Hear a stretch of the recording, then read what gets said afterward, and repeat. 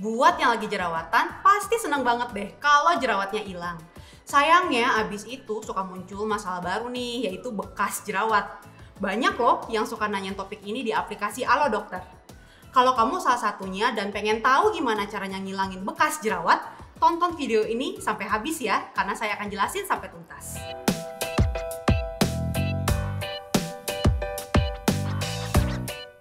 Halo, saya Dokter Gia dari Alo Dokter. Pas lagi jerawatan, jangan dipencet-pencet ya. Petua ini mungkin udah sering kamu dengar. Gak salah sih, soalnya kebiasaan ini tuh emang terbukti bisa nimbulin luka yang akhirnya jadi bekas jerawatan yang mungkin jadi ganggu penampilanmu. Selain bisa berupa noda gelap di kulit, bekas jerawat yang muncul juga bisa berupa kerutan, lubang, atau cekungan pada kulit. Nah, buat ngilangin bekas jerawat, metode yang digunakan harus disesuaikan dengan jenis kulit dan tingkat kerusakannya. Tapi pada bekas jerawat yang membandel, mungkin diperlukan kombinasi lebih dari satu metode perawatan supaya lebih efektif. Sebelum saya lanjutin, saya mau ngasih tahu nih, kalau kamu punya pertanyaan spesifik seputar jerawat atau masalah kesehatan lain dan ingin menanyakannya langsung ke dokter, kamu perlu nyobain layanan telemedicine lewat chat bersama dokter di aplikasi Alo Dokter. Pilihan dokternya juga banyak, mulai dari dokter umum, dokter spesialis, dokter gigi, hingga psikolog. Tapi kalau mau bahas masalah kesehatan kulit sih, enaknya langsung ngomong sama dokter spesialis kulit kan? Tenang, ada banyak kok di Alo Dokter. Respon dokternya juga cepat loh, nggak sampai 5 menit, pertanyaanmu udah terjawab. Dokternya juga akan jelasin dengan bahasa yang gampang dimengerti, tapi tetap akurat secara medis. Terus, kalau memang dirasa perlu, dokter juga bisa ngasih resep obat yang bisa kamu tebus di apotik atau lewat fitur Alo Shop di aplikasi Alo Dokter. Jadi bisa diantar langsung ke rumahmu. Jadi kamu nggak perlu keluar rumah deh, praktis banget kan? Makanya yuk download aplikasi Alo Dokter di Google Play maupun App Store sekarang juga. Oke, balik ke topik ya. Sekarang kita akan masuk ke pembahasan utama, yaitu cara menghilangkan bekas jerawat. Sebenarnya ada banyak sih cara atau metode yang bisa digunakan untuk mengatasi bekas jerawat kamu. Bisa berupa penanganan medis yang dilakukan oleh tenaga profesional seperti dokter kulit atau penanganan yang bisa kamu lakukan di rumah. Saya mulai dari penanganan medis dulu ya. Metode pertama, laser. Metode ini dilakukan dengan cara menembakkan sinar laser ke area bekas jerawat yang ada di wajah. Biasanya metode laser ini digunakan untuk menghilangkan bekas jerawat yang ringan hingga sedang. Metode kedua, suntikan filler atau filler injection. Pada metode ini dokter akan ngasih suntikan buat ngisi cekungan bekas jerawat kamu dengan kolagen, lemak, atau zat pengisi lain untuk memperbaikinya. Suntikan filler yang diberikan bisa bersifat sementara, tapi bisa juga permanen. Metode ketiga, dermabrasi. Kalau bekas jerawat yang kamu alami tergolong parah, dokter mungkin akan menanganinya dengan dermabrasi. Metode ini menggunakan alat khusus atau laser untuk mengelupas lapisan paling atas kulit dan mengangkat sel-sel kulit mati, sehingga bekas jerawatmu pun tersamarkan. Metode keempat, teknik punch. Ini bukan artinya kamu dipukul-pukul ya. Teknik punch ini metode yang dipakai buat ngilangin bekas jerawat yang berbentuk lubang atau cekungan dengan membuat sayat mikroskopis untuk mengangkat bekas jerawat. Sekarang masuk ke metode kelima ya, yaitu subcision.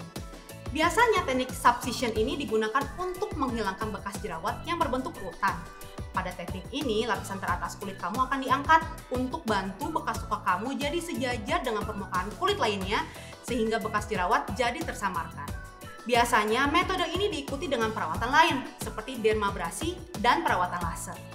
Oh iya, yang kamu perlu ketahui, beragam tindakan tadi mungkin harus dilakukan beberapa kali untuk mencapai hasil yang maksimal tergantung dari jenis bekas jerawat yang kamu miliki.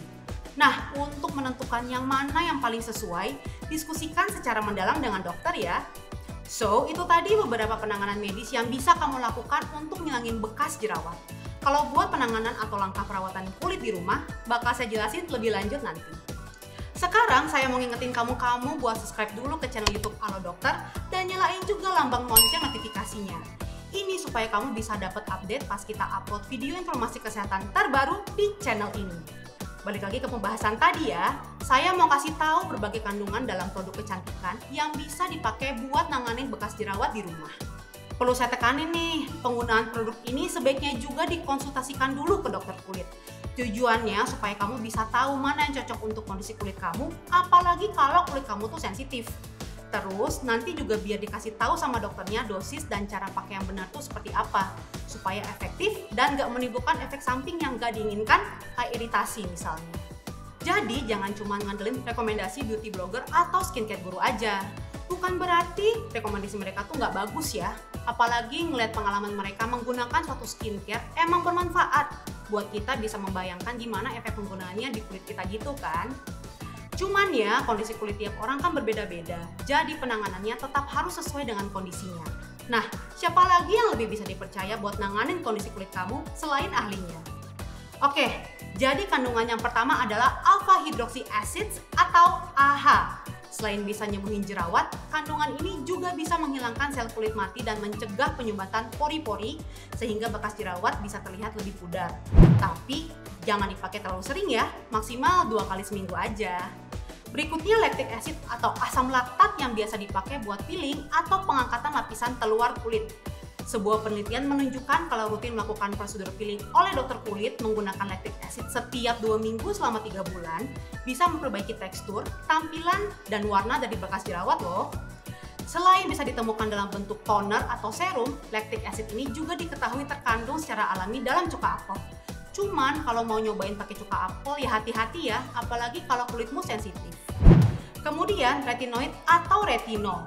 Selain bisa mempercepat regenerasi kulit dan memperbaiki tekstur kulit, retinol juga bisa mengurangi warna gelap dari bekas jerawat, sehingga terlihat jadi lebih pudar.